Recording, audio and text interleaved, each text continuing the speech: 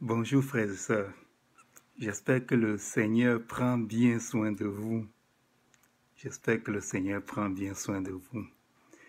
Ce soir, nous allons parler d'un sujet. Ce sont les questions qu'on nous pose à nous les chrétiens. Si vous êtes chrétien, on va vous poser des questions. Si vous êtes chrétien qui propagez l'évangile, on va vous poser des questions parce qu'il y a des mystères dans l'évangile, il y a des choses que les gens du monde ne comprennent pas. Donc c'est ça. Mais c'est quoi l'attitude qu'il faut avoir quand on nous pose des questions?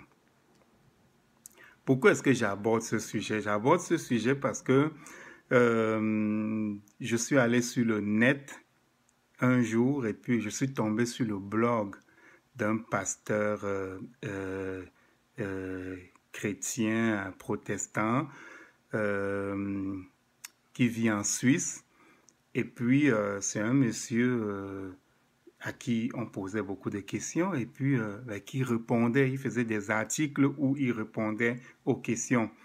Mais je me suis rendu compte d'une chose, c'est que le monsieur répondait les questions en fonction de son intelligence, sa théologie, les expériences de la vie.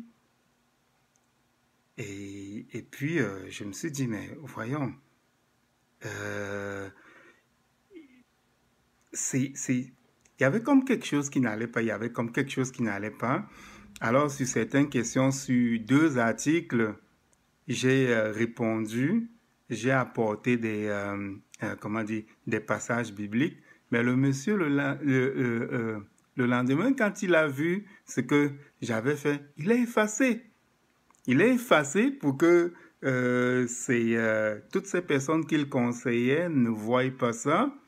Et puis, il ne m'a même pas répondu à moi. Il n'est même pas venu qu'on en parle, qu'on en discute.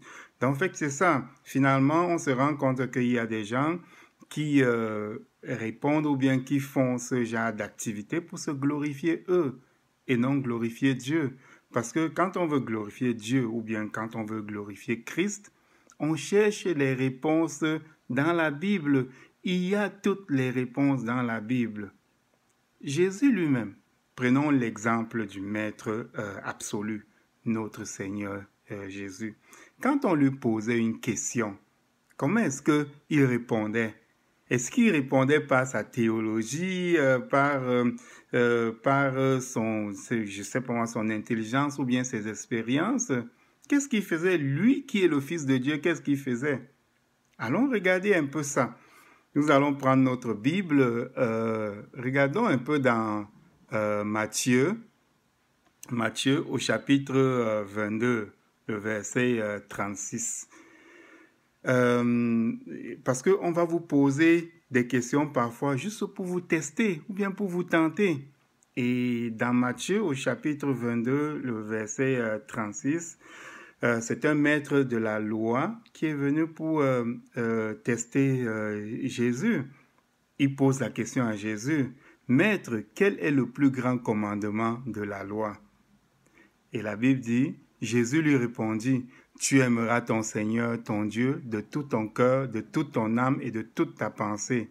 C'est le premier et le plus grand commandement. Et voici le second qui lui est semblable. Tu aimeras ton prochain comme toi-même. De ces 2 commandements dépend toute la loi et les prophètes. » En fait, qu'est-ce que Jésus a fait? Il est parti puiser dans la Bible, dans l'Ancien Testament, et il lui a dit, le premier commandement de Dieu, là, c'est ça. Donc, c'est ça. Non, c'est pas une théologie ou une réflexion personnelle ou d'une expérience. Non, le premier commandement, la question qu'on lui a posée, le commandement le plus grand, c'est le premier et c'est écrit dans le livre, c'est écrit dans la Bible. Voilà comment Jésus répondait aux gens. On a un deuxième exemple. On va aller chercher encore, on va aller lire Matthieu. Il y a dans Matthieu au chapitre 19, oui, et à partir du verset 16. Il y a un homme qui s'est approché de Jésus pour lui demander, Seigneur, Maître, qu'est-ce qu'il faut que je fasse si je veux avoir la vie éternelle, si je veux hériter du royaume de Dieu? Qu'est-ce que Jésus lui a dit? Jésus lui a répondu, pourquoi m'interroges-tu sur ce qui est bon? Un seul est bon. Si tu veux entrer dans la vie, observe les commandements. Alors l'homme lui a demandé lesquels. Et Jésus lui répond, tu ne tueras point, tu ne commettras point d'adultère, tu ne déroberas point, tu ne diras point de faux témoignages, honore ton père et ta mère, et tu aimeras ton prochain comme toi-même. Jésus est allé tirer tout ça dans le livre, dans l'Ancien Testament, dans les commandements de Dieu. Il n'a rien inventé, il n'a pas essayé d'apporter des réponses par une espèce de réflexion et puis non. Et c'est ce qu'on demande à tous, c'est ce qu'on demande aux chrétiens, c'est ce qu'on demande aux pasteurs, c'est ce qu'on demande à toutes les personnes qui viennent, c'est ce qu'on demande à toutes les personnes qui veulent aller à l'avant avec l'évangile, de parler de l'évangile. Bon, il y a beaucoup de gens qui vont se dire, ok, on lit la Bible, mais la Bible est grande. Parfois, on ne peut pas trouver où sont les références ici. Mais no panique, ne paniquez pas, parce que Jésus lui-même a fait face à ce problème-là. Quand Jésus s'en allait et qu'il laissait ses disciples étaient paniqués. Ils étaient paniqués parce que Jésus s'en allait, ça faisait juste 3 ans qu'il était là avec eux pour leur parler de la parole de Dieu, pour prêcher et puis tout. Alors, il y avait plein de choses que eux, ils ne connaissaient pas. Alors, Jésus, qu'est-ce qu'il leur a dit? Non, no panique. Ne paniquez pas parce que je ne vais pas vous laisser seul, je vais vous laisser un consolateur. Si vous regardez dans l'évangile de Jean, c'est au quel chapitre? Je pense que c'est au chapitre 16.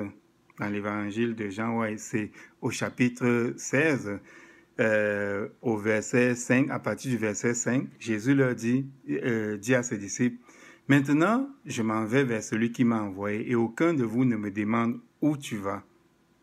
Mais parce que je vous ai dit ces choses, la tristesse a rempli votre cœur. » Oui, ils étaient tristes et puis ils paniquaient. Mais Jésus leur dit, oui, je sais, j'ai encore beaucoup de choses à vous dire, mais vous ne pouvez pas les porter maintenant. Et il dit, quand le consolateur sera venu, l'Esprit de vérité, il vous conduira dans toute la vérité, car il ne parlera pas de lui-même, mais il dira tout ce qu'il aura entendu et il vous annoncera les choses à venir.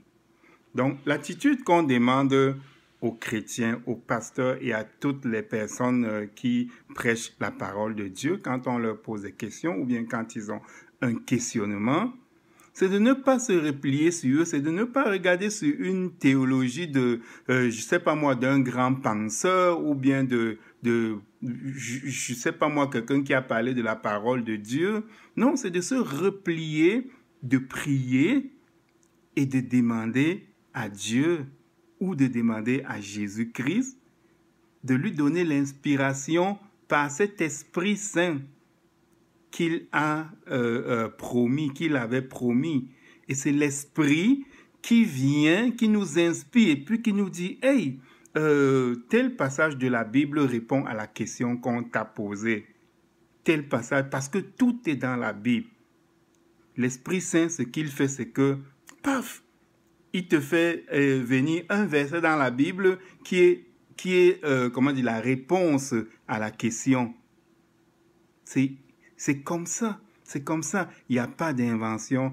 Toutes les réponses sont dans la Bible. Et vu que le Christ n'est plus là en personne pour nous enseigner ça, il nous a laissé un consolateur, l'Esprit Saint. C'est pour ça qu'il faut prier. Il faut prier pour avoir l'Esprit Saint. tout le temps, afin que lui, il nous montre, qu'il nous donne, des réponses. Il faut prier que Dieu nous envoie cet esprit. Il faut prier que Jésus nous envoie cet esprit. Et quand l'Esprit Saint vient, il nous éclaire sur tous les questionnements que nous nous posons premièrement et que les autres personnes nous posent. Alors, mes frères, j'espère que je vous ai aidé avec ce petit message. Que Dieu vous bénisse, mes frères. Que Dieu vous bénisse.